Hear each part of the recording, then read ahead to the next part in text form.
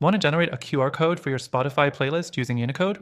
Stick around, because I'll not only show you how, but also break down whether Unicode is actually the best option, or if there's a better alternative with an exclusive extended free trial you won't find anywhere else. First, let's get straight into it. Unicode, formerly Beacon Tech, is a popular QR code generator that lets you create custom QR codes for URLs, PDFs, business cards, and, yes, Spotify playlists. But is it the best tool for this? Let's find out.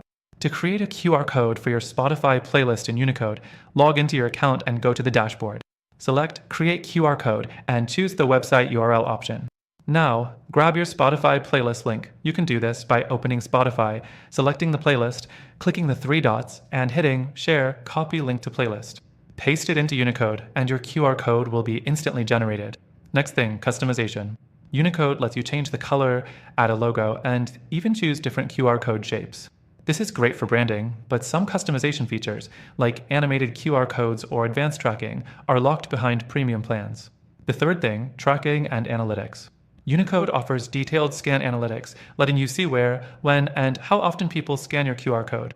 However, it lacks deep engagement insights, like what users do after scanning. Some competitors offer better tracking for marketing campaigns. Now, here's where things get critical. While Unicode is powerful, it has some downsides. The free plan is limited, pricing is higher than some alternatives, and if you're just looking for a simple QR code for a Spotify playlist, there are cheaper or even free tools that do the same thing. That's why we've handpicked better alternatives that offer a more flexible free trial and premium features, whether you need better analytics, unlimited scans, or even dynamic QR codes for marketing. The best part, we've got an exclusive extended free trial you won't find anywhere else, linked below. Try it out and get more features without paying extra. Let me know in the comments what you think, and I'll see you in the next one.